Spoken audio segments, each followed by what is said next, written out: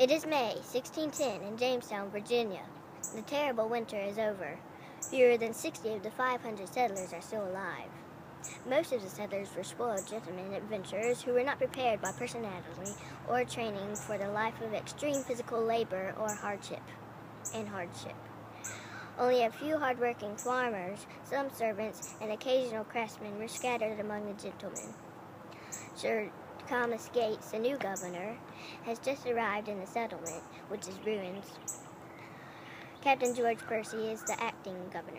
He and Reverend Waite and John Layden, a carpenter, are briefing Sir Gates about the situation. We have just arrived from England. Our ship was wrecked in a hurricane near Bermuda. And we had to spend several months there building 2 small vessels to get us here. We heard that Jamestown was becoming prosperous. What has happened? This has been a winter of terror and terrible sadness. I feel at times that we have been abandoned by God. And we spent most of our time burying our dead. We're almost too weak to dissent from Christian job of it. We barely get beneath the earth and say a few prayers. At least they are mostly buried. One poor man slew his own wife when she was near death and started eating her. He is not the only one to go raving mad either. We are grateful to see you, Governor, but we have nothing to offer you. I hope you brought food. Our people are starving to death. We have had a terrible time. The winter has been bitter cold. So many men were ill that many of the houses and parts of the fortification have been used for firewood. This has been especially troublesome because the savage Indians have determined to destroy us. We cannot go outside the settlement without being attacked by a swarm of arrows fired from a dozen different hiding places.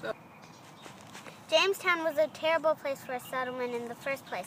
It is not easy to defend, and the chief of the local Indian tribe has determined to destroy us. When Captain Smith was here, we often were able to trade with the Indians for corn and other food, but no longer.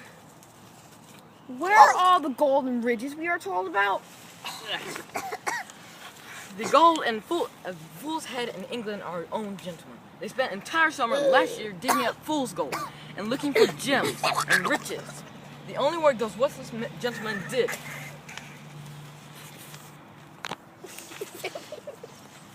It was different when John Smith was governor. He made the rule, if you do not work, you do not eat, and he enforced the rule.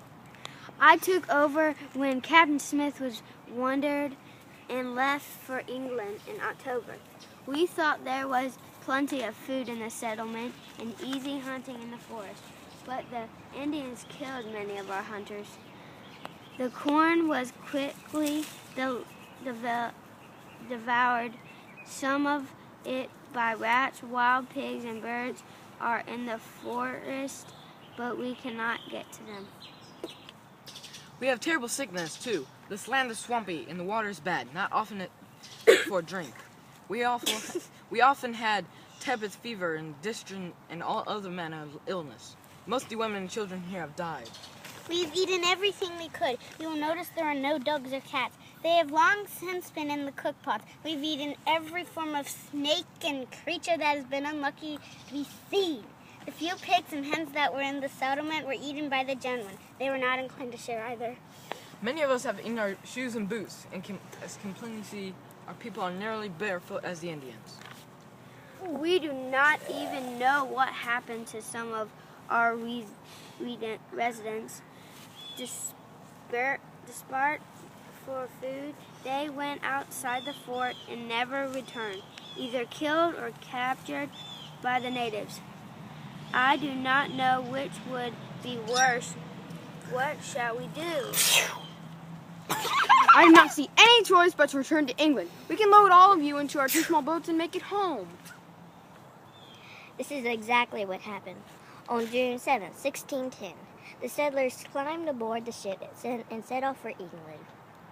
They sailed only a short distance before encountering a fleet of ships carrying 300 more settlers and the new governor. They returned to Jamestown, and this time the colony was successful.